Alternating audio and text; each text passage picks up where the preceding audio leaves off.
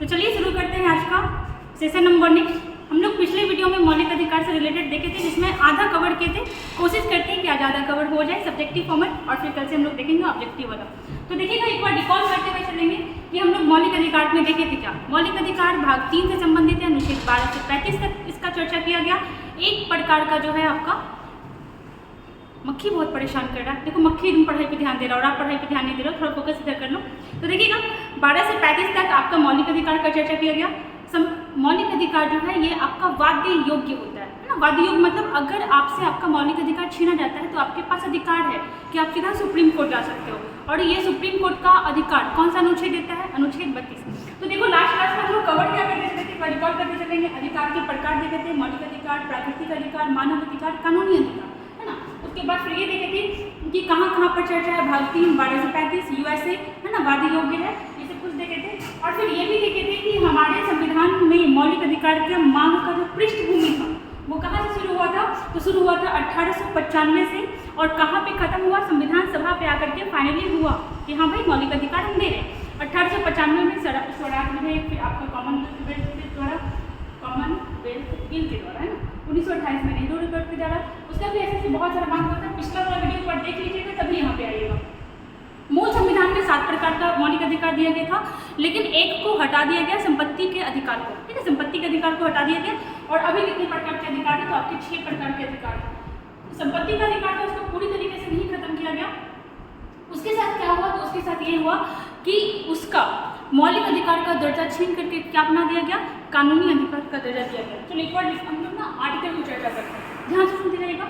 12 जो है ये राज्य की परिभाषा को बताता है, 13 अल्पीकरण को बताता है, 14 समानता के अधिकार को बताता है, विधि के समक्ष समानता, है ना, या विधि के समक्ष समानता हो जाएगा, या विधि के समान संरक्षण। 15 जो है धर्म और जाति के लिंग के आधार पर भेदभाव नहीं होगा। 16 में सरकारी नियोजन में समानता। 17 में अस्पृश्यता, इट मीन्स की अनटचेबिलिटी का विरोध यहाँ पे दिखाया गया। 18 में क्या है? उपाधियों का अंत। आज हम लोग आगे चलते हैं। 14 से 18 के बीच समानता का अधिकार का चर्चा था।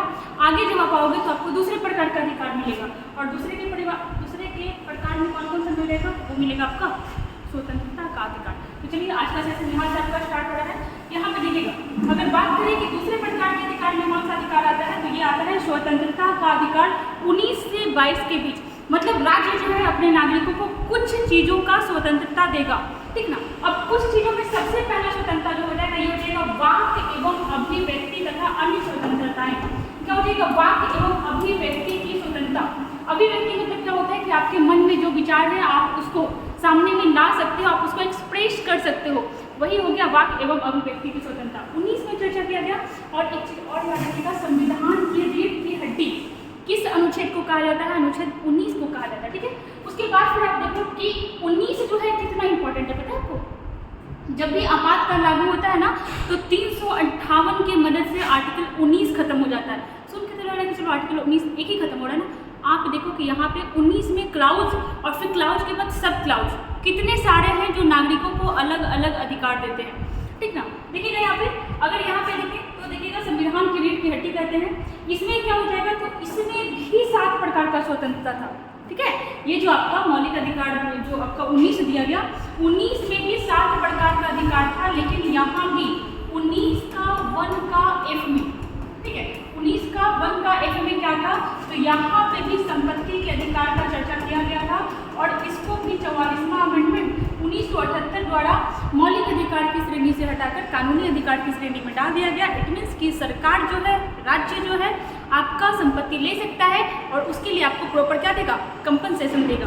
तो इस चीज को याद रखें। पहले कितना था? 7, अब कितना हो गया? 6, ठीक है। कहाँ की बात हो रहा है? तो 19 का ही बात हो रहा है। तो पहला चीज तो ये देखिए कि 19 में क्या बोल रहा है? वाक एवं अभिव्यक्ति की स्वतंत्रता। 19 का 1 का भी 6 क्लाउज है, जिसको हम लोग भी बारी बारी से देखते हैं और एग्जाम में पूछता है। जैसे देखिएगा, अगर देखिए 19 का 1 का ए में क्या बोलता है? 19 का 1 का ए में बोलता है वाक एवं अभिव्यक्ति की स्वतंत्रता।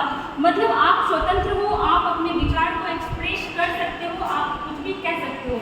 और आप देखो कि वाक एवं अभिव्यक्ति की स्वतंत्रता के तहत क्या क्या आता है, देखना यहाँ पे क्या क्या आता है। जैसे देखिएगा, ध्वज फहराने का अधिकार किसके तहत व्यक्तियों को मिला है? 19 का 1 का ए के तहत। उसके बाद देखिएगा बोलने का अधिकार, अगर आपको बोलने का मन है तो आप बोलो, नहीं बोलने का मन है मत बोलो, ये भी आपका मौलिक अधिकार है जो 19 का 1 का ए आपको देता है। और चूंकि बोलने का अधिकार मौलिक अधिकार है, इसलिए चुप रहने का अधिकार को भी मौलिक अधिकार की श्रेणी में रखा गया। ठीक है, उसके बाद देखिएगा प्रेस की स्वतंत्रता। हम लोग देखे थे 361 का कम में मीडिया को आपका कुछ खास स्वतंत्रता दिया हुआ था। प्रेस की स्वतंत्रता भी कहाँ है? 19 का 1 का ए में। उसके बाद देखिएगा आज के टाइम में इंटरनेट जो है जिस माध्यम से हम आपसे जुड़े हैं, आप हमसे जुड़े हुए हैं, तो इंटरनेट की स्वतंत्रता भी 19 का 1 का ए में आता है। और देखिएगा विरोध और प्रदर्शन का जो अधिकार है, विरोध और प्रदर्शन का जो अधिकार है ये भी किसमें आ जाएगा? तो 19 का 1 का ए में आ जाएगा। लेकिन हाँ याद रखिएगा कि हड़ताल को मौलिक अधिकार की श्रेणी में नहीं रखा गया, क्योंकि अगर आप हड़ताल करते हो तो दूसरे व्यक्ति का मौलिक अधिकार का हनन हो जाएगा, इसलिए हड़ताल को मौलिक अधिकार की श्रेणी में नहीं रखा गया है। उसके बाद देखिएगा 19 का 1 का डी, इसमें क्या है? इसमें दिया हुआ है शांतिपूर्ण सम्मेलन का अधिकार। शांतिपूर्ण सम्मेलन का अधिकार मतलब देखो कि आप लोग कुछ व्यक्ति मिले, वहाँ पे बोले और बोलने के बाद क्या बना दिए? आप सम्मेलन किए वहाँ पर, और सम्मेलन करने के बाद आप क्या किए? और सम्मेलन में बता दिया गया आपको कि आप जो सम्मेलन कर रहे हो, आप जो मीटिंग कर रहे हो, वो बिना हथियार का होना चाहिए और शांतिपूर्ण होना चाहिए। ठीक है, ये कंडीशन याद रखिएगा। उसके बाद है 19 का सी में 1 का सी में संघ बनाने का अधिकार, है ना, संघ बनाने का अधिकार। और इसी के तहत 97 नंबर का अमेंडमेंट किया गया था 2011 में, और इसी के द्वारा सहकारी समिति का, कोऑपरेटिव का क्या हुआ? तो निर्माण किया गया। इस चीज को भी याद रखिएगा। 19 का डी में क्या कहता है? निर्बाध संचरण की स्वतंत्रता। इट मीन्स मतलब आप कहीं भी जाकर के देश के किसी भी जगह में जाकर के आप घूम सकते हो। किसी भी जगह का मतलब नहीं है कि आप राष्ट्रपति के घर में चले जाइएगा, नहीं, वहाँ पे आपको टर्म एंड कंडीशन बताए गए हैं कि आप कहाँ पे जाओगे, कहाँ पे नहीं जाओगे। ठीक है, उसका है प्रॉपर कि आप इस जगह पर रिस्ट्रिक्टेड हो, आप नहीं जा सकते हो। तो 19 का 1 का डी जो है चारों ओर घूमने की स्वतंत्रता देता है। और जब आप आते हो 19 का 1 का ई में, तो ये क्या बता रहा है? देश में कहीं भी बसने का अधिकार। ये कौन बोलता है? तो ये कहता है आपका 19 का 1 का ई। ठीक ना, उसके बाद फिर एफ को खत्म कर दिया गया। अभी हम लोग देखें 44वां अमेंडमेंट 1978। और जी क्या बोलता है? व्यापार, व्यवसाय एवं आजीविका का अधिकार। व्यापार, व्यवसाय और आजीविका का अधिकार। फिर से सुनिएगा, 19 का 1 का ए बोलता है वाक एवं अभिव्यक्ति की स्वतंत्रता। पहला में वाक एवं अभिव्यक्ति की स्वतंत्रता, दूसरा में सम्मेलन का अधिकार, तीसरा में संघ बनाने का अधिकार, है ना, तीसरा में क्या था आपका सी में? तो संघ बनाने का अधिकार था। और चौथा में था चारों ओर घूमने की स्वतंत्रता, पांचवा में था कहीं भी बसने की स्वतंत्रता, छठा में था संपत्ति के अधिकार को खत्म कर दिया गया। और आपका इसमें क्या आ जाएगा? जिसमें का व्यापार और व्यवसाय का अधिकार, है ना, आजीविका का अधिकार है, इसमें आ जाएगा। यहाँ पे अपना 19 कंप्लीट हुआ। ठीक है, उसके बाद फिर देखिएगा, आप एक बात बताओ कि क्या आर्टिकल 19 को कभी खत्म किया जा सकता है? जी हाँ, कब खत्म हो सकता है? तो जब आपका आर्टिकल 352 लगा हुआ हो, मतलब राष्ट्रीय आपात लगा हुआ हो। और किसके तहत 19 खत्म होता है? ये खत्म होता है 358 के तहत स्वतः समाप्त हो जाता है। नेक्स्ट में देखिएगा 20 क्या कह रहा है आपसे? 20 ये कह रहा है ना कि अपराध के लिए दोष सिद्धि में संरक्षण। क्या कह रहा है? तो ये कह रहा है आपका अपराध के लिए दोष सिद्धि के संबंध में संरक्षण। अब देखो यहाँ पे क्यों ये चीज लाया गया, तो दूसरा लाइन देखना, राज्य किसी को मनमाने तरीके से दोषी करार न ठहराए, इसीलिए आर्टिकल 20 लाया गया है। मतलब ऐसा नहीं है कि कोई भी राज्य हो गया, कोई भी व्यक्ति अधिकारी हो गया, कोई पुलिस हो गया, उसको अगर आपसे पर्सनली दुश्मनी होगा तो ऐसा कहीं भी प्रोविजन नहीं है कि वो आपको फंसा देगा। अगर वो आपको फंसा दिया, आपके ऊपर कोई इल्जाम लगा दिया, तो भी आपको कुछ मौलिक अधिकार दिए गए हैं जिस वजह से आप खुद को सही साबित कर सकते हो, आप खुद को डिफेंड कर सकते हो। ठीक है, तो यहाँ पे देखिएगा 20 क्या बोल रहा है? अपराध के लिए दोष सिद्धि के संबंध में संरक्षण। ठीक है, याद रखिएगा। अब देखो यहाँ पे क्या बताया गया है। यहाँ पे पहले तो ये है कि समाज जो आपका राज्य है किसी को मनमाने ढंग से दोषी करार न ठहरा सके, इसलिए लाया गया। अब इसके अंदर देखो कि व्यक्ति को क्या क्या अधिकार दिया गया। व्यक्ति को यह अधिकार दिया गया कि सजा उस समय के कानून के आधार पर दी जाएगी, न कि पहले और न कि बाद के कानून के आधार पर। मतलब समझ रहे हो? जैसे आज के टाइम में मान लो कि अगर कोई आदमी किसी का 1000 रुपये अगर चोरी करता है, तो उस चोरी के लिए है कि चलो 1000 रुपया चोरी करे तो तुमको 1000 दिन तक जेल में बंद किया जाएगा। तो अगर आज आदमी चोरी किया तो उसको 1000 दिन जेल में बंद रखा जाएगा। लेकिन आप चले जाओ औरंगजेब के टाइम में, औरंगजेब रहता तो क्या करता? मे भी वो हाथ कटवा देता, पैर कटवा देता, फांसी दिलवा देता, कुछ भी करवा देता। तो क्या 1000 रुपया की चोरी के लिए आप उस आदमी का हत्या कर सकते हो? ये बोलते हुए कि औरंगजेब ऐसा करता था, अकबर ऐसा करता था, अशोक ऐसा करता था, है ना? नहीं, अभी के समय में ये इशू हुआ है तो अभी के समय के अकॉर्डिंग ही उसको सजा मिलेगा। मान लो कि आज तारीख है आपका कितना 24 या 25 सितंबर है, अगर आज वो चोरी करता है और 26 सितंबर को कोई और कानून बन गया चोरी के लिए, तो उसको सजा किस कानून के आधार पर मिलेगा? आज के आधार पर, ना कि 26 वाले कानून के आधार पर, ठीक ना? नेक्स्ट आइए, एक अपराध के लिए एक ही सजा मिलेगा। देखते हो घर में क्या होता है, घर में आप मम्मी का कप फोड़ दिया, मम्मी क्या है एक बार डांटी कि अरे कप फोड़ दिया, अगले दिन फिर मम्मी चाय बनाई, कप याद आया, अरे फिर डांटी, उसके बाद फिर भैया डांटा, बहन डांटी, तो होता है ना कि एक गलती के आप बार बार डांटे जा रहे हो। तो खैर ये तो घर की बात हो गई, पारिवारिक बात हो गया। नॉर्मली कानून क्या कहता है कि आप एक आदमी को एक गलती के लिए एक ही सजा दोगे, ना कि वो 20 साल का सजा काट करके आया और आप फिर से उसको जेल में डलवा दिए। नहीं, एक अपराध की एक सजा। और एक चीज़ और क्या बोला था कि सजा जो है उसी समय के कानून के आधार पर दी जाएगी, ना पहले और ना बाद के कानून के आधार पर। नेक्स्ट देखिएगा, खुद के विरुद्ध गवाही देने के लिए बाध्य नहीं किया जाएगा। आप देखिएगा पुराना मूवी उसमें दिखाता है बहुत कि इतना ज़्यादा उसको शारीरिक कष्ट दिया जाता था, जिससे क्या होता था कि वो खुद के विरुद्ध या किसी के विरुद्ध गवाही दे देता था। तो ये चीज़ भी है कि आप खुद के विरुद्ध, और ये सब ना पुलिस के पास हो रहा है ना, आप खुद के विरुद्ध, आप पुलिस के सामने कुछ भी बोलो वो कोई मैटर नहीं करता, मजिस्ट्रेट के सामने, कोर्ट के सामने आप क्या बोलते हो वो मैटर करता है। तो खुद के खिलाफ जो है गवाही देने के लिए आपको वहाँ पर बाध्य नहीं किया जाएगा। तो 22 जो है, और ये सारे अधिकार किसको मिल रहे हैं? ये सारे अधिकार मिल रहे हैं किसको? एक आम व्यक्ति को, हमको और आप जैसे व्यक्ति को ये सारे अधिकार मिल रहे हैं। आगे देखिएगा 21 क्या कहता है, बहुत इंपॉर्टेंट है। 21 कहता है प्राण एवं दैहिक स्वतंत्रता। प्राण एवं मतलब हमारे जीवन का, हमारे शरीर का, ठीक है, ये सारा स्वतंत्रता किसके पास है? ये हमारे पास है। इसी में निजता का अधिकार आता है, ठीक है। राइट टू प्राइवेसी किसमें आता है? 21 में नहीं आता है। देखिएगा यहाँ पे, किसी व्यक्ति को उसके प्राण एवं दैहिक स्वतंत्रता से केवल, ध्यान से सुनना, केवल विधि द्वारा स्थापित प्रक्रिया द्वारा ही वंचित किया जा सकता है, ठीक है। मतलब अगर आप कुछ गलत काम कर रहे हो, जैसे आप बोल देंगे कि चलो आपको, तो आपको प्राण और दैहिक स्वतंत्रता मतलब आपसे आपका प्राण नहीं छीना जाएगा, आपके शरीर के साथ आपको कोई भी कष्ट नहीं दिया जाएगा। तो ऐसा थोड़ी कि ये लाइन लिखते उसके बाद आप कुछ भी कांड करोगे और आपको कोई प्रॉब्लम ही नहीं होगा, आपको जेल भेजा ही नहीं जाएगा, आपको फांसी दिया ही नहीं जाएगा। तो दिया जाएगा, लेकिन कैसे दिया जाएगा? तो विधि द्वारा स्थापित प्रक्रिया के द्वारा। आपसे आपका ये अधिकार भी खत्म हो सकता है, लेकिन कब? जब विधि द्वारा स्थापित प्रक्रिया का यूज किया जाएगा। विधि मतलब क्या होता है बताओ? विधि मतलब होता है कानून। विधि मतलब क्या होता है? कानून। और विधि द्वारा स्थापित प्रक्रिया कहाँ से लिया गया? जापान से लिया गया, ठीक है। चलिए आगे देखिएगा, उसके बाद फिर देखिएगा, अब देखो कि इसमें कितने प्रकार का अधिकार आता है। प्राण एवं दैहिक स्वतंत्रता में कितने प्रकार का अधिकार आता है? तो इसमें बहुत प्रकार का अधिकार आता है। जैसे देखिएगा, एकांत का अधिकार, अगर आप अकेला रहना चाहते हो तो वो भी आपका प्राण एवं दैहिक स्वतंत्रता है, वो भी आपका क्या है? राइट टू प्राइवेसी है। आप अकेला रहना चाहते हो, इसमें एकांतता का अधिकार आएगा। राइट टू स्लीप, सोने का अधिकार आएगा। वो बाबा रामदेव बाबा का एक इशू नहीं हुआ था वो ना सोए हुए थे और पुलिस अचानक से छापा मारा था, तो वो सलवार सूट में भागे थे। तब जाकर के सुप्रीम कोर्ट में जब ये केस किया गया, तो सुप्रीम कोर्ट, देखो पहले शुरुआत में था प्राण एवं दैहिक स्वतंत्रता, लेकिन सुप्रीम कोर्ट में जब अलग अलग समय पर अलग अलग केस किया गया, तो सुप्रीम कोर्ट इसको और डिफाइन करते हुए बताया कि हाँ भाई, प्राण एवं दैहिक स्वतंत्रता में ये कानून आएगा। जैसे आप देखते हो कि पर्यावरण का संरक्षण किया जा रहा है, आप देखते हो कि कोई बहुत ज़्यादा पॉल्यूशन वाला गाड़ी चला रहा है तो सरकार उसको रोक रहा है। वो किस लिए रोक रहा है? वो हमारे प्राण, हमारे दैहिक स्वतंत्रता के लिए वो रोक रहा है। तो ये सारा धीरे धीरे डिफाइन होते गया और फिर सुप्रीम कोर्ट आगे जाकर के इसको ऐड करते गया। सोने का अधिकार हो जाएगा, निजता का अधिकार, शांति का अधिकार। मान लो कि आप देखते हो कि कहीं कहीं ये प्रोविजन है कि रात के 10 बजे के बाद आप डीजे नहीं बजाओगे, डीजे बजाओगे, गाना बजाओगे तो फिर आपको जेल हो जाएगी। तो ये क्या है? शांति का अधिकार। उस क्षेत्र में है तो आपको इतना शांति बना करके रखना, आपको शोर शराबा नहीं करना, ठीक है। और ये देखो आज के टाइम में बहुत ज़्यादा इसका जरूरी भी हो गया है ना, मनपसंद शादी करने का अधिकार किसमें आता है? तो आर्टिकल 21 में आता है। उसके बाद देखिएगा स्वच्छ जलवायु, सरकार हमें स्वच्छ जलवायु प्रोवाइड करवाएगा, ये हमारा आर्टिकल 21 हमसे कह रहा है, ठीक है। और देखो यहाँ पे, अब यहाँ पे जीवन जीने का अधिकार, ये भी किसमें आ जाएगा?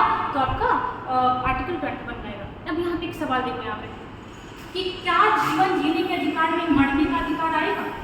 जीवन जीने के अधिकार में मरने का अधिकार आएगा? सरकार हमसे कह रहा है कि आप जीना चाहते हो, आपका प्राण है, वो आपका अधिकार है। तो क्या अगर कुछ इश्यू रखा, अब हम जीना नहीं चाहते हैं, तो क्या हमारे पास अधिकार है कि हम मर जाएं? हम कुछ ऐसा करें जिससे हम आत्महत्या कर लें? तो आपको याद होगा कि आईपीसी सीआरपीसी जो धारा है उसमें आत्महत्या के प्रयास के लिए भी आपका वहाँ पे दंड का प्रावधान दिया गया है। तो यहाँ पे देखिएगा, देखो होता क्या है ना कि बहुत सारे कंट्रीज जो हैं ये मरने का अधिकार भी अपने संविधान में लागू किए हुए हैं। क्यों? तो देखो, मरने का अधिकार कोई भी राज्य, कोई भी कानून आपको ऐसे ही नहीं देगा, उस टाइप का सिचुएशन बनेगा तभी देगा, कुछ क्रिटिकल की सिचुएशन जब बन जाए तो मरने का अधिकार में भी ना दो प्रकार का अधिकार आता है। एक आता है आपका एक्टिव यूथनेशिया और एक आता है आपका पैसिव यूथनेशिया। समझ लो, एक्टिव यूथनेशिया और पैसिव यूथनेशिया। अब एक्टिव यूथनेशिया में क्या होता है कि किसी भी व्यक्ति, कोई भी व्यक्ति जो अब जीना नहीं चाहता है, जो अपने लाइफ में प्रॉब्लम से वो पूरी तरीके से परेशान हो गया है, अगर वो मरना चाहता है तो वो उस टाइप का कुछ दवा, कुछ इंजेक्शन, कुछ भी उस टाइप का वो आपका इक्विपमेंट यूज करेगा जिससे उसकी मृत्यु हो जाए। इसे कहा जाता है एक्टिव यूथनेशिया और ये बहुत सारे सरकार के द्वारा, बहुत सारे देशों के द्वारा चलाया भी जाता है। तो भारत में भी इस टाइप का बात हुआ कि क्या जीने के अधिकार में मरने का अधिकार आएगा कि नहीं आएगा। बहुत तरह का केस आया, पीरक इनाम केस आया, है ना, इस टाइप का बहुत सारा केस आया सुप्रीम कोर्ट में। तो सुप्रीम कोर्ट भी बार बार अपना फैसला कभी कुछ आ रहा था, कभी कुछ आ रहा था। फाइनली अभी अगर आपसे पूछता है तो अभी आपसे पूछेगा कि क्या जीने के अधिकार में मरने का अधिकार भारतीय संविधान में लागू है, तो देखो है, बट इस टाइप से नहीं है कि आप जब मरना चाहते हो तो आप मर जाओ। भारत में पैसिव यूथनेशिया लागू है, भारत में पैसिव यूथनेशिया लागू है। और पैसिव यूथनेशिया क्या होता है? पैसिव यूथनेशिया उस सिचुएशन में यूज होता है ना जब कोई भी व्यक्ति बहुत ज़्यादा बीमार हो, बहुत सालों से वो बेड पे पड़ा हो, अब वो ठीक नहीं हो सकता और उस व्यक्ति की वजह से वो डॉक्टर्स, उसके फैमिली, उसके फ्रेंड्स, सारे लोग परेशान हो चुके हैं। मतलब एक आदमी को बचाने में सारे लोग का मरने का स्थिति आ गया। तो उस समय आपका सरकार जो है, आप जो है सरकार के परमिशन से पैसिव यूथनेशिया लगा सकते हो। पैसिव यूथनेशिया में क्या होता है कि वो व्यक्ति जिस इक्विपमेंट के सहारे, जिस दवा के सहारे, जिस भी मेडिकल इश्यूज के सहारे वो जीवित था, उसको रोक दिया जाएगा, उसी को कहा जाता है पैसिव यूथनेशिया। कुल मिला के बात यही है कि भारत में पैसिव यूथनेशिया लागू है।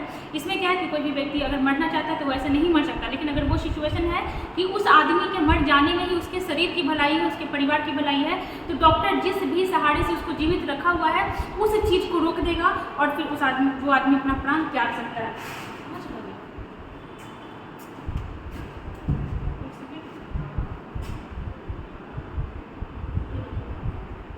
तो ये देखो, अब ये जो आपका पैसिव यूथनेशिया है, ठीक है, भारत में जो है ये क्या है, तो ये है आपका पैसिव यूथनेशिया। ये कब आया था भारत में? तो देखिएगा, भारत में एक केस आया था जिसका नाम था अरुणा रामचंद्र शानबाग बनाम भारत संघ केस 2011 में आया था। इसमें क्या हुआ था, तो अरुणा रामचंद्र नाम की एक महिला थी जो पेट हॉस्पिटल में नर्स थी और कहा जाता है कि इनके ऊपर रेप अटेम्प्ट किया गया था और इनकी स्थिति ऐसी कर दी गई थी कि कुआं में चली गई थी और बहुत साल तक ये जब बेड पे पड़ी रही, जब अब इनके जीवित रहने का कोई आसार नहीं था और इनकी मृत्यु भी नहीं हो रही थी, तब इनको पैसिव यूथनेशिया के थ्रू इनके प्राण को मतलब रिलीज कर दिया गया, मतलब छोड़ दिया गया। तो पैसिव यूथनेशिया भारत में लागू है और एक्टिव यूथनेशिया बहुत सारे यूरोपीय कंट्री में लागू है। इंपॉर्टेंट था ये, ठीक ना। चलिए आगे आते हैं। तो यहाँ पे क्या कहते हैं, वो अपना 19 था ना, अरे मक्खी बहुत परेशान करके रखा हुआ, तो कितना पेज खोल दिया। आगे आएगा 21 का ए में आते हैं, वो 21 था प्राण एवं दैहिक स्वतंत्रता। उसके बाद फिर देखिएगा 21 का ए पहले नहीं था, इसको 86वां संविधान संशोधन 2002 के द्वारा जोड़ा गया, है ना। कौन सा संविधान संशोधन? तो 86वां अमेंडमेंट 2002 के द्वारा। और क्या किया गया, तो 6 से 14 वर्ष के बच्चों को जो क्या होगा, यहाँ पे शिक्षा का अधिकार दिया जाएगा। आप बताइएगा कि शिक्षा का अधिकार प्रॉपर लागू कब से हो गया था? शिक्षा का अधिकार जो है प्रॉपर लागू कब से हो गया था? देखो 21 क्या बोला था, अपराध में, है ना, दोष सिद्धि में संरक्षण, और 22 क्या बोला है, तो 22 बोला है कुछ दशाओं में गिरफ्तारी और निरोध में संरक्षण, गिरफ्तारी और निरोध में संरक्षण, है ना। 20 क्या बोला, दोष सिद्धि में संरक्षण, और 22 क्या बोला, गिरफ्तारी और निरोध, गिरफ्तारी और निरोध, ठीक है। जहाँ पे इसको कहा जाता है पुनिटिव डिटेंशन और प्रिवेंटिव डिटेंशन। क्या अंतर है दोनों के बीच? तो पहले तो ये देखिएगा कि देखो 2 प्रकार का सजा होता है। एक होता है कि आप कोई कांड कर चुके हो, आप कुछ गलती कर चुके हो, तो अब क्या होगा कि पुलिस आपको अरेस्ट करके ले जाएगी, मजिस्ट्रेट के सामने प्रस्तुत करेगी। लेकिन कुछ पर्सनैलिटी ऐसे होते हैं ना जिनके बारे में सरकार को पता होता है कि अगर ये रहेंगे ना समाज में, या अगर ये भाषण कहीं पर जाकर के देते हैं कुछ खास समय में, तो क्या हो जाएगा कि वहाँ पे हिंसा भड़क जाएगा, ठीक है, वहाँ पे क्या होगा, हिंसा भड़क जाएगा।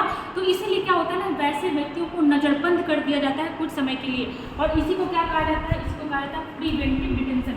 और ये क्या है कि आप कोई क्राइम कर चुके हो तो अब आपको जेल में डाला जाएगा, ये होता है पुनिटिव। और प्रिवेंटिव क्या होता है कि आप कुछ गलत काम करने वाले हो, राज्य को अंदेशा है, तो वो क्या करेगा, आपको कुछ समय के लिए, उसके लिए भी कानून बहुत सारे बने हैं, कोटा वगैरह बहुत कुछ बना है, उसके अकॉर्डिंग आपको क्या किया जाएगा, बंद किया जाएगा। तो यहाँ पे देखिएगा 22 का 1 क्या बोलता है कि अपनी गिरफ्तारी के कारण जानने का अधिकार। मान लो पुलिस आ गया आपके घर पे आपको अरेस्ट करने के लिए, तो 22 का 1 बोलता है कि आप अपनी गिरफ्तारी का कारण जानने का अधिकार है, मतलब जो होता है ना वारंट निकालना, वो चीज़ आप वहाँ पे मांग सकते हो।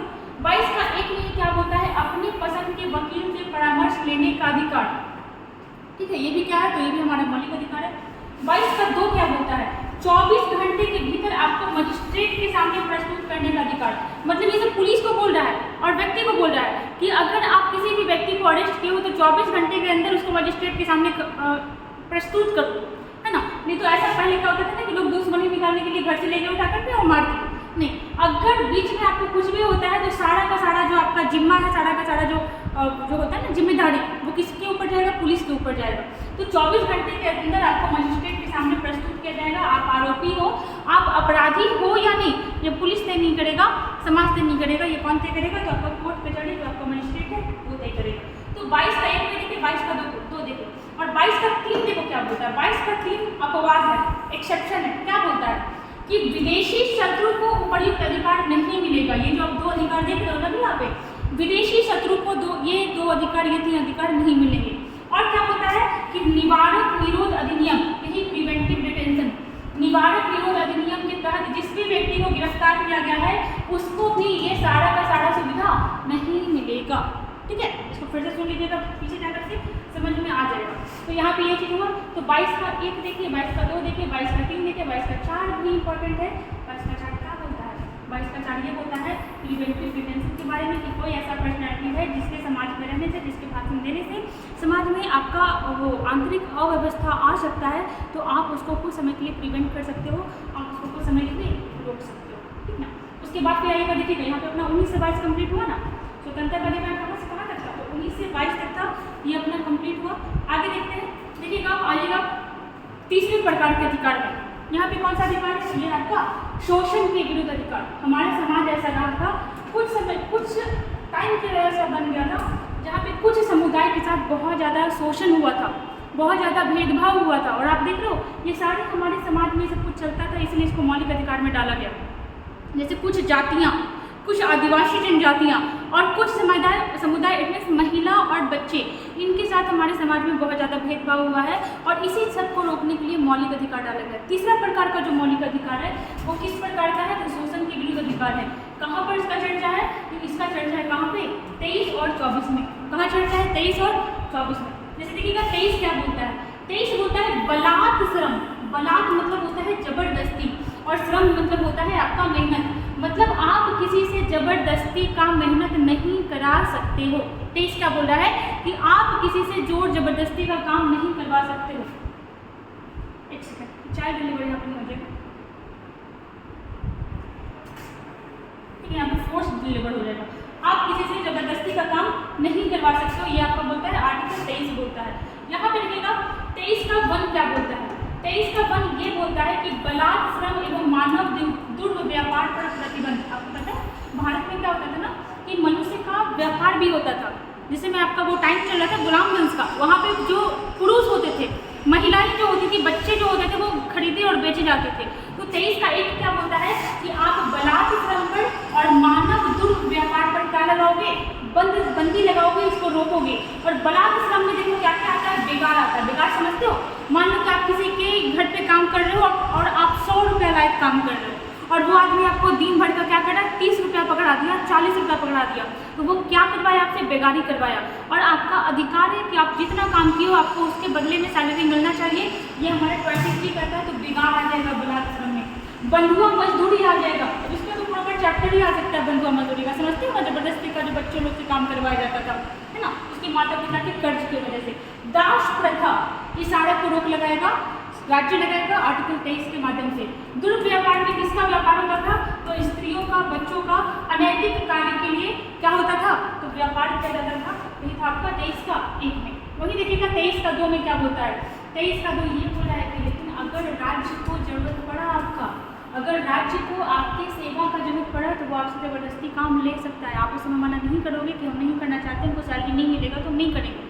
राज्य अगर चाहे तो आपसे जबरदस्ती का सेवा ले सकता है। और आपको पता है यहाँ पे जो आपका 23 है ना, इसके तहत जो कैदी लोग जेल में होते हैं ना, उनको भी प्रॉपर क्या मिलता है, मजदूरी मिलता है। तो 23 तो ये कहा बलात् श्रम के बारे में, है ना। वही देखिएगा 24 क्या कहता है, तो 24 कहता है बच्चों के बारे में, ठीक है। 24 कितना कहता है, तो ये कहता है बच्चों के बारे में। और खास कौन सी उम्र के बारे में बात करते हैं, 14 साल। 14 साल से कम उम्र के बच्चों से आप कारखानों में काम नहीं करवा सकते हैं। 14 साल से कम उम्र के बच्चों से आप जबरदस्ती का किसी भी होटल में, किसी भी भारी काम में आप उसको नहीं लगा सकते हैं। और एक आदमी का नाम आप सुनेंगे, कैलाश सत्यार्थी। कैलाश सत्यार्थी ये बचपन बचाओ आंदोलन के प्रखर नेता थे और काफ़ी उन्होंने काम किया था बच्चों का जीवन को सुधारने के लिए, और इसके लिए इनको नोबेल भी मिला है। इसके लिए इनको नोबेल प्राइज भी मिला है। और किसके साथ मिला था? तो जिस समय इनको मिला था ना, उस समय मलाला यूसुफजई को भी मिला था। मलाला यूसुफजई को। आप बताइएगा कि उनको कौन से ईस्वी में नोबेल अवार्ड मिला था, ठीक ना। चलिए 24 कंप्लीट हुआ। अब हम लोग आते हैं चौथे प्रकार के मौलिक अधिकार में, जो किस प्रकार का बात करना है? धार्मिक स्वतंत्रता का अधिकार। कहाँ से कहाँ के बीच? 25 से 28, ठीक ना। एक बार फिर से रिकॉल करें। पहला प्रकार का कौन था? समानता का अधिकार 14 से 18। दूसरा प्रकार था स्वतंत्रता का अधिकार 19 से 22। तीसरे प्रकार का क्या था? शोषण के विरुद्ध अधिकार 23 से 24। चौथे प्रकार में आए धार्मिक स्वतंत्रता का अधिकार, है ना। कहाँ से कहाँ तक इसका चर्चा है? 25 से 28 के बीच चर्चा है। देखो 25 का एक क्या होता है? सभी व्यक्ति को धर्म की अंतःकरण करने की स्वतंत्रता। मतलब अगर आप चाहते हो किसी भी धर्म का कोई भी चीज, कोई भी रिचुअल आपको अच्छा लग रहा है तो आप उसको मान सकते हो। आप हिंदू हो, आपको मुस्लिम का कोई कल्चर अच्छा लग गया, आप मुस्लिम हो, आपको जैन का कोई कल्चर अच्छा लग गया, तो आप उसका अंतःकरण कर सकते हो, आप उसको फॉलो कर सकते हो। ये कौन कह रहा है? ये कह रहा है 25 का एक, ठीक ना। 25 में ही देखिए और क्या बोला है? धर्म को अबाध रूप से मानने या न मानने की भी स्वतंत्रता दिया गया। कोई जबरदस्ती नहीं है कि आप धार्मिक व्यक्ति हो, आप अधार्मिक व्यक्ति भी हो सकते हैं, मतलब आप किसी भी धर्म के फॉलोअर लिस्ट में नहीं आते हो, ठीक ना। उसके बाद देखिएगा धार्मिक आचरण करने की स्वतंत्रता। धार्मिक आचरण समझते हो? अब जैसे कि मान लो आप ना धर्म को नॉर्मली देखो ना कि लोग पूजा पाठ वगैरह जो कर रहे हैं, तो वो एक प्रकार का क्या हो गया? धार्मिक आचरण ही हो गया ना। एक प्रकार का क्या हो गया? वो धार्मिक आचरण हो गया। तो धार्मिक आचरण करने की स्वतंत्रता ये भी कहाँ दिया गया है? हद कर दिया है मुख्य आचरण। धार्मिक आचरण करने की स्वतंत्रता भी कहाँ दिया गया? तो 25 में ही दिया गया। उसके बाद फिर देखिएगा 25 का 2 क्या कहता है? 25 का 2 कहता है कि आप देखते हो सिख समुदाय में गुरु गोविंद सिंह जो आए थे ना, वो 5 क का सिद्धांत दिए थे। तो उसी 5 क में एक क से होता है कृपान। मतलब सिख को अधिकार है कि वो अपने साथ कृपान रख सकते हैं, कहीं भी लेकर के जा सकते हैं, ठीक ना। तो इसको भी डाल दिया गया है। जैसे आप देखते हो महिला लोग सिंदूर लगा रही है, मुस्लिम लोग कुछ भी अपना ड्रेसअप कर रहे हैं, वो सारा का सारा उनके पास अधिकार है, वो कर सकते हैं। 25 का 2 ये चीज़ कहता है। और 25 के 2 में ये क्वेश्चन एग्जाम में पूछा हुआ है। 25 के 2 में आपका हिंदू समुदाय को एक्सप्लेन किया गया कि आप हिंदू में किसको किसको रखोगे। तो हिंदू में जैन भी आता है, हिंदू में बौद्ध भी आता है, हिंदू में सिख भी आता है। और अगर आप इतिहास पढ़ते हो ना तो आपको याद होगा कि ये तीनों धर्म जो है ना कहीं हिंदू धर्म से उठ कर बटा था। तो इस चीज़ को भी याद रखिएगा। ये हो गया आपका 25 का बात। 26 को देखिए, देखो 26 में क्या बोला। 26 ये कहता है धार्मिक कार्यों के प्रबंधन की स्वतंत्रता। धार्मिक कार्यों के प्रबंधन की स्वतंत्रता, जैसे धार्मिक स्थान, मंदिर, मस्जिद, गिरजाघर जो कुछ भी कर लो उसके स्थापना की स्वतंत्रता, पंडाल बनाने की स्वतंत्रता, नमाज पढ़ने की स्वतंत्रता, हवन कराने की स्वतंत्रता, ये सारा का सारा किसमें आ रहा है? 26 में। जैसे भी देखो दुर्गा पूजा है, आप जगह जगह देखोगे पंडाल बन रहा है, और उस पंडाल बनने से दिक्कत भी होता है लोगों को, लेकिन है क्या कि वो अधिकार है। और हमारा देश तो विविधताओं का देश है, यहाँ पे हर एक धर्म को सम्मान की नज़र से देखा जाता है, तो लोग कॉपरेट भी करते हैं। और पंडाल वगैरह जो बनाने की स्वतंत्रता है वो किसमें आ रहा है? वो 26 में। 27 में देखिएगा किसी भी व्यक्ति को ऐसे, देखो बड़ा इंपॉर्टेंट है, समझो इस चीज़ को। 27 क्या बोलता है? देखो किसी भी व्यक्ति को ऐसे करों के भुगतान के लिए बाध्य नहीं किया जाएगा जो किसी धर्म विशेष की उन्नति के लिए हो। मतलब कि अगर हम हिंदू धर्म के हैं तो हिंदू धर्म का व्यक्ति भी मेरे ऊपर प्रेशर नहीं बना सकता है कि आप इतना रुपया टैक्स दीजिए मंदिर बनेगा। हाँ, वो हमसे चंदा के रूप में मांग सकता है, बट मेरे ऊपर टैक्स नहीं लगाएगा। हम हिंदू धर्म के हैं तो भी हिंदू धर्म के लिए ही मेरे ऊपर टैक्स नहीं लगेगा, दूसरा धर्म को छोड़ ही दो, है ना।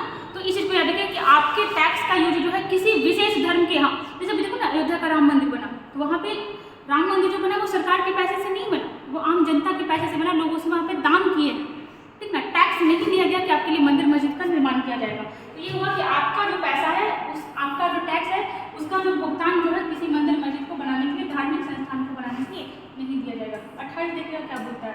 28 ये बोलता है कि राज्य निधि से, मतलब राज्य के पैसों से संचालित संपोषित किसी शिक्षण संस्थान में धार्मिक शिक्षा नहीं दी जाएगी। धार्मिक शिक्षा नहीं दी जाएगी क्योंकि आप देखो जो स्कूल है वहाँ पे क्या होता है कि सारे धर्म के लोग आते हैं। अगर आप वहाँ पे मान लो मुस्लिम धर्म का कोई बुक पढ़ाना शुरू कर दिए, मतलब कोई धार्मिक, आप वहाँ पे क्रिश्चियन का कुछ पढ़ा रहे हो, आप वहाँ पे हिंदू का कुछ पढ़ा रहे हो, तो हो सकता है ना कि लोगों का मेंटलिटी है कि नहीं हमको नहीं पढ़ना। और जो कि समानता स्वतंत्रता हम लोग लेके चल रहे हैं शुरुआत से, है ना, किसी के ऊपर जबरदस्ती का प्रेशर नहीं डालना है। वही हो जाएगा क्या कि राजनीति से संपोषित जो भी स्कूल है, जो भी शिक्षण संस्थान है, वहाँ पे कोई भी प्रकार के धार्मिक शिक्षा नहीं दी जाएगी। फिर तो आप बोलोगे भैया गीता का बुक चलता है, इवन हम लोग भी जब पढ़ते थे तो स्कूल में रामायण का बुक चलता था। तो गीता वगैरह जो है ना, इसको मोरल बुक में रखा गया है, इसको नैतिक शिक्षा के बुक में रखा गया है, ना कि इसको धार्मिक के रूप में संज्ञा दिया है। इसको धार्मिक का संज्ञा दिया ही नहीं है। उसके बाद इसको 5वें प्रकार का अधिकार संस्कृति एवं शिक्षा संबंधी अधिकार। कहाँ पे इसका चर्चा है? तो इसका चर्चा है 29 से 30 के बीच, है ना, 25 से 28 में खत्म हुआ धार्मिक वाला। और संस्कृति और शिक्षा संबंधी अधिकार कहाँ दिया गया? 29-30। और मेनली ये किसके बारे में बात कर रहा है? तो ये बात कर रहा है किसके बारे में? अल्पसंख्यक के बारे में। अल्पसंख्यक, संविधान में अल्पसंख्यक कहीं भी डिफाइन नहीं किया गया, लेकिन बाद में ये किया गया संविधान में कहीं भी डिफाइन नहीं है कि अल्पसंख्यक क्या है। लेकिन अल्पसंख्यक किसको माना गया कानून की नज़र में? धर्म के रूप में और भाषा के रूप में अल्पसंख्यक माना गया। देखो हम लोग वही काम करते हैं, तो पारसी धर्म की संख्या कम है, हिंदू की सबसे ज़्यादा है, मुस्लिम सेकंड सबसे ज़्यादा है। तो धर्म के नाम पे और भाषा के नाम पर भारत में क्या होता है कि अल्पसंख्यक जो है ये काउंट होता है। तो देखिएगा 29 क्या बोलता है? 29 का एक ये बोलता है कि भारत के प्रत्येक नागरिक को जिनकी अपनी विशिष्ट भाषा लिपि संस्कृति है उसे बनाए रखने का अधिकार होगा। ठीक है, हम अगर मुस्लिम हैं या फिर हम किसी भी समुदाय से आते हैं, तो हमारा अगर प्रॉपर एक भाषा है, प्रॉपर एक लिपि है, प्रॉपर एक संस्कृति है, तो कोई भी मेरे ऊपर बाध्य नहीं करेगा, बाध्य हमें नहीं करेगा कि हम उस चीज़ को छोड़ दें। बनाए रखने का अधिकार हमें कौन देता है? तो 29 का 1 देता है। वही देखिएगा 29 का 2 बोलिएगा। 29 का 2 क्या बोल रहा है बताओ? देखो यहाँ पे राज्य द्वारा संचालित किसी भी शिक्षण संस्थान में प्रवेश से किसी भी नागरिक को केवल धर्म, जाति, लिंग या कुल वंश के आधार पर भेदभाव नहीं किया जाएगा, भाषा के आधार पर भेदभाव नहीं किया जाएगा। ठीक है, भाषा के आधार पर भेदभाव नहीं किया जाएगा, लिपि के आधार पर भेदभाव नहीं किया जाएगा। मतलब किसी भी शिक्षण संस्थान में अगर कोई भी अल्पसंख्यक समुदाय का व्यक्ति आना चाहता है तो आप उसको एंट्री दीजिएगा। जैसे देखो ना, जैन धर्म के बारे में तो कितना बार पता है। जैन धर्म में 2 समुदाय होता है, एक श्वेतांबर, एक दिगंबर। दिगंबर क्या करता है? वो नेक्ड रहता है पूरी तरीके से, वो दिशा को ही अपना वस्त्र मानता है। अगर दिगंबर समुदाय का कोई व्यक्ति हमारे इंस्टीट्यूट में आना चाहता है, हमारा पढ़ना चाहता है, तो सिर्फ उसके ड्रेसअप की वजह से हम उसको नहीं रोक सकते हैं। क्यों नहीं रोक सकते? क्योंकि वो दिगंबर है और दिगंबर में वस्त्र का त्याग किया गया। अगर वो वस्त्र पहन के नहीं आता, फिर भी अगर वो आना चाहता है तो उसको एंट्री मिलेगा। ठीक है, यहाँ मिलेगा, कहीं भी मिलेगा, लेकिन मिलेगा। और अगर मान लो कि वही व्यक्ति अनकंफर्टेबल फील करके उसको लगे कि नहीं भाई यहाँ पे हमारे से हो नहीं पा रहा, जो हम लोग का एक अलग शिक्षण संस्थान ही होना चाहिए, तो वो शिक्षण संस्थान अलग खोल सकता है और राज्य भी उसका मदद करेगा। और ये जो लास्ट का लाइन बोले, ये कहाँ चर्चा किया गया है? अनुच्छेद 30 में। तो 29 में ये कहा गया कि भाषा लिपि के आधार पर आप किसी भी व्यक्ति को किसी भी शिक्षण संस्थान में एंट्री से रोक नहीं लगा सकते हो। और वहीं आप देखो कि 30 क्या बोलता है? 30 ये बोलता है कि शिक्षण संस्थाओं की स्थापना एवं प्रशासन करने का अल्पसंख्यक को अधिकार दिया गया। और इसमें क्या होगा? राज्य जो है उसको क्या करेगा? सपोर्ट करेगा। किसको? तो अल्पसंख्यक को। ठीक ना, ये चीज हो गया। अब देखिएगा अनुच्छेद 31 के बारे में ये देखे हैं कि यहाँ पे किस चीज का चर्चा था? संपत्ति के अधिकार का चर्चा था। 19 में क्या था? संपत्ति के अधिकार का चर्चा था, जिसको खत्म कर दिया गया 44वां संशोधन 1978 के द्वारा। खत्म करने का मतलब समझ गया कि फंडामेंटल राइट से इसको हटा दिया गया और कहाँ कर दिया गया? कानूनी अधिकार में, है ना। कहाँ था पहले? देखिएगा पहले तो था भाग 3 में, है ना। पहले कहाँ था? तो पहले था भाग 3 में, अब कहाँ पहुँच गया? भाग 12 में। पहले था अनुच्छेद 31 में, अब कहाँ पहुँच गया? 300 का ए में। इस चीज़ को याद रखिएगा। ये हो गया आपका संपत्ति का अधिकार 31 के बारे में।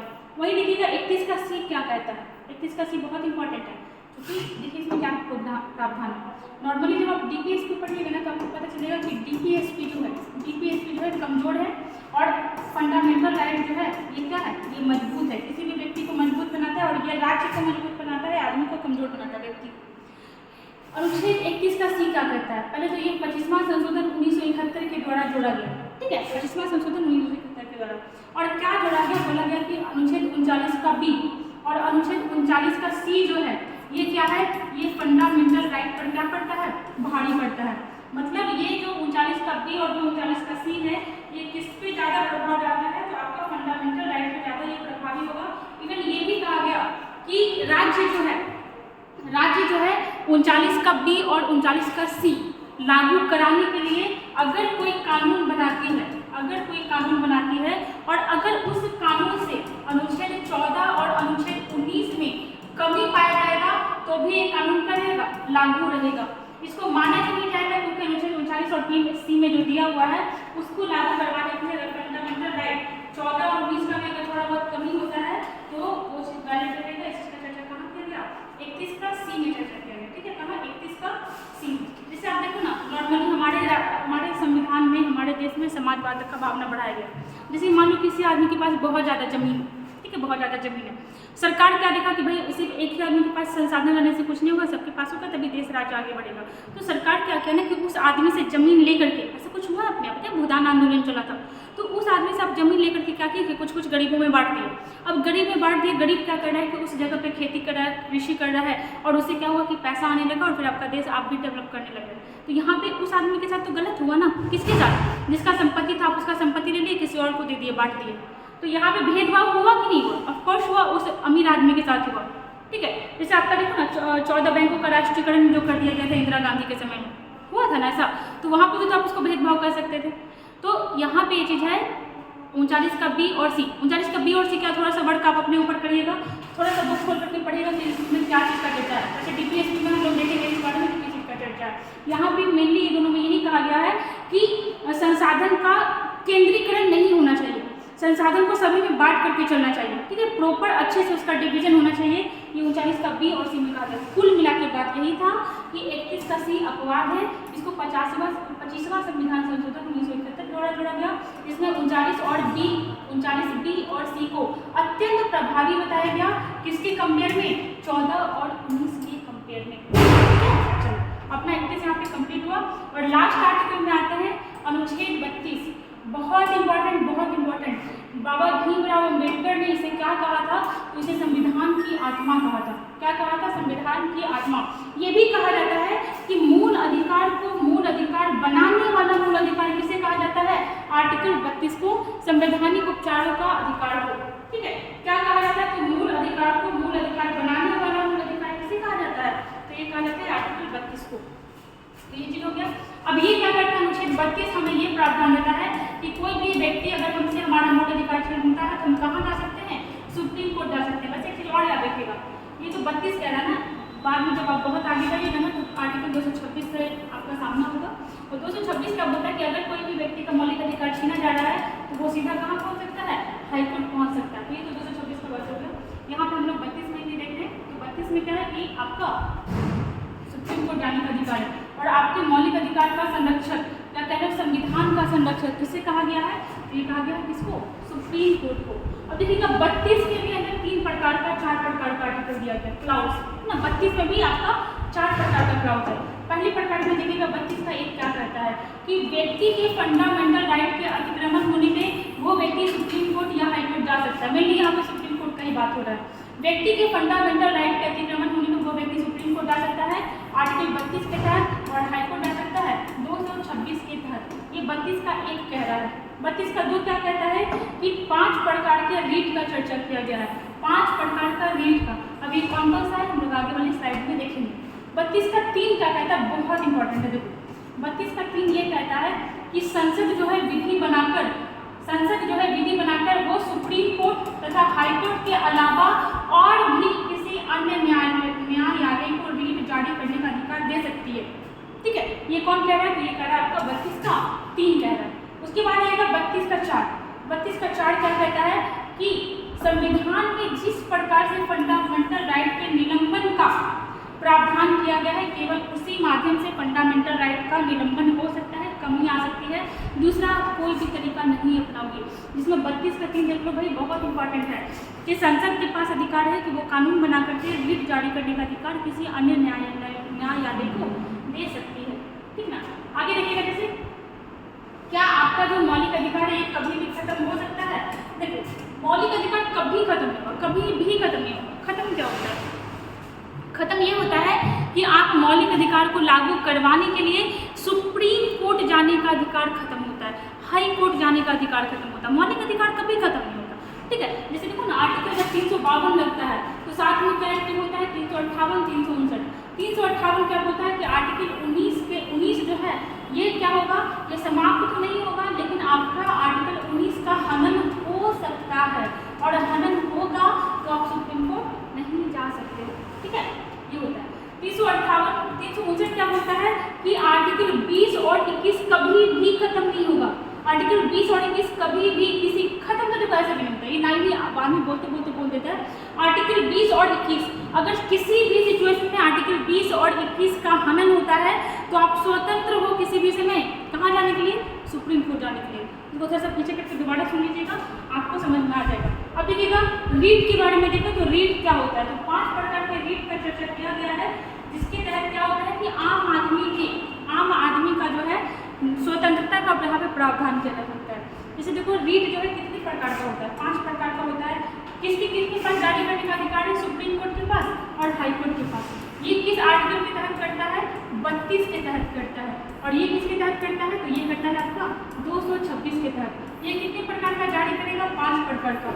ये कितने प्रकार का जारी करेगा, 5 प्रकार का। सुप्रीम कोर्ट जो है हाई कोर्ट के खिलाफ जारी कर सकता है। सुप्रीम कोर्ट जो है ये हाई कोर्ट के खिलाफ जारी कर सकता है, लेकिन ये जो है सुप्रीम कोर्ट के खिलाफ जारी करेगा, बताओ सुप्रीम कोर्ट के खिलाफ जारी करेगा, बिल्कुल भी नहीं करेगा। तो ये चीज हुआ।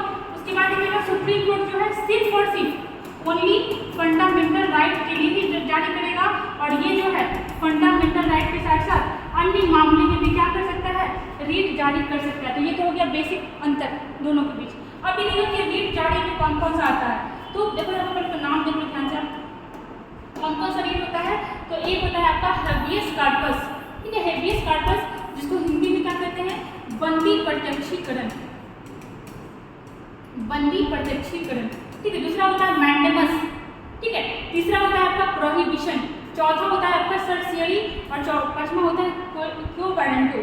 क्या होता है क्यो वारंटो, इसका हिंदी में देख लो, एग्जाम में हिंदी से क्वेश्चन बन जाता है। जैसे इसका हिंदी क्या होता है, अधिकार परीक्षा, अधिकार परीक्षा, ठीक है।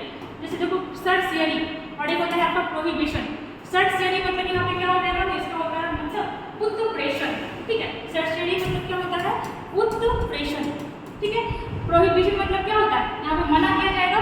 प्रोहिबिशन मतलब यही होता है ना, प्रोहिबिशन का मतलब यहाँ पे क्या हो जाएगा, मना करना, प्रतिषेध, क्या हो जाएगा, प्रतिषेध।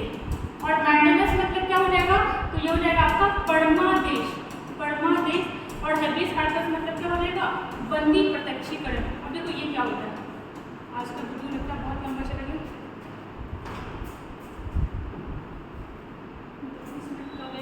देखिए हेबियस कॉर्पस में क्या होता है, यहाँ इसका मतलब क्या होता है, इस वर्ड इसकी और भी यूज होता है, क्या होता है देखिएगा, ब्रिंग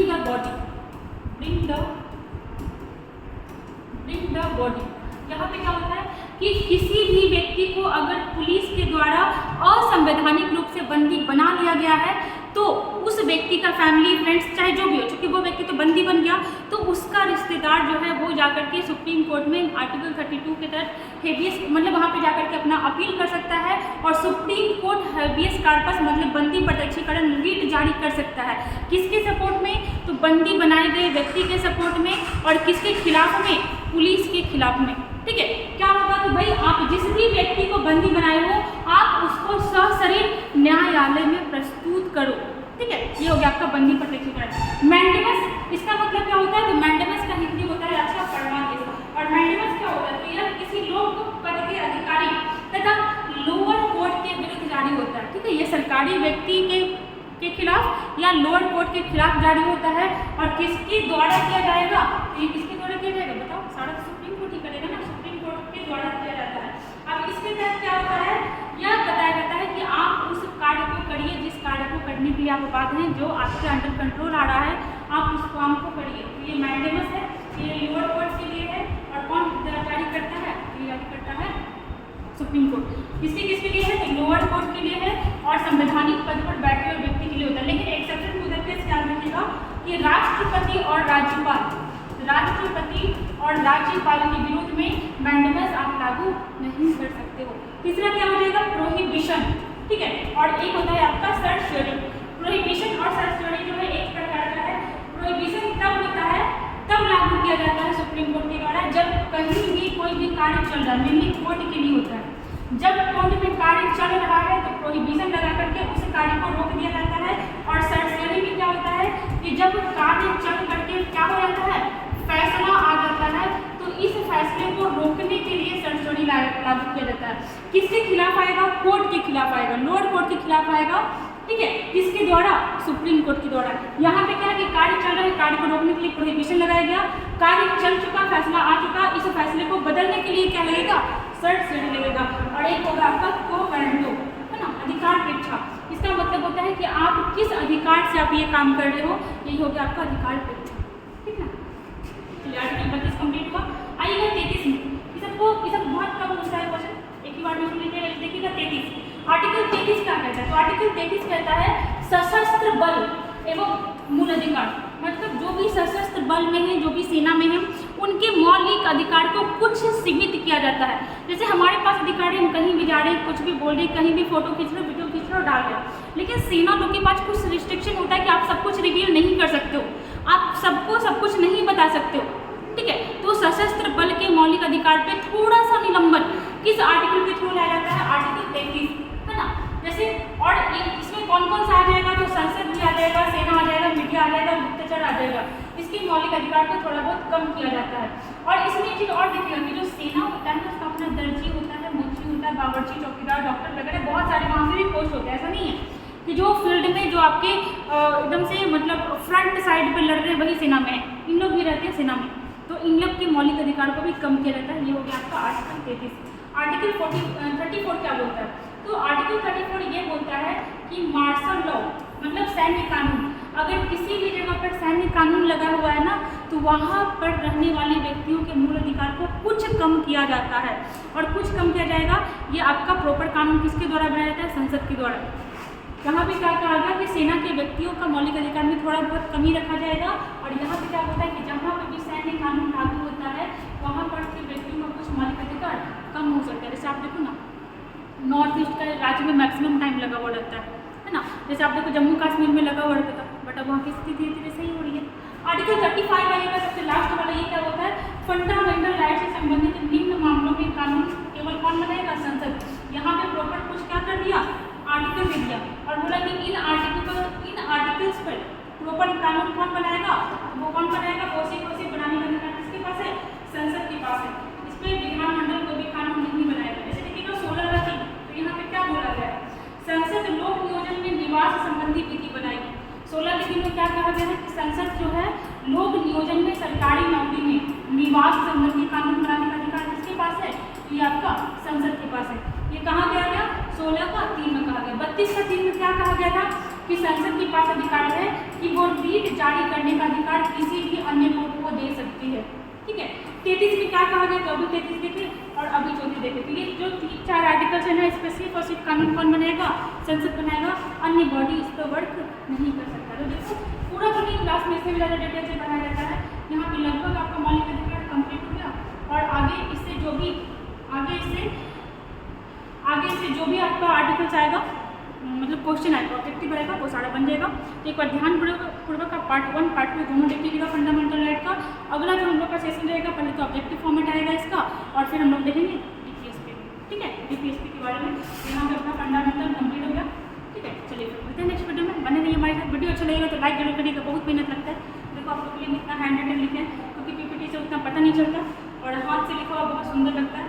तो अगर वीडियो अच्छा लगेगा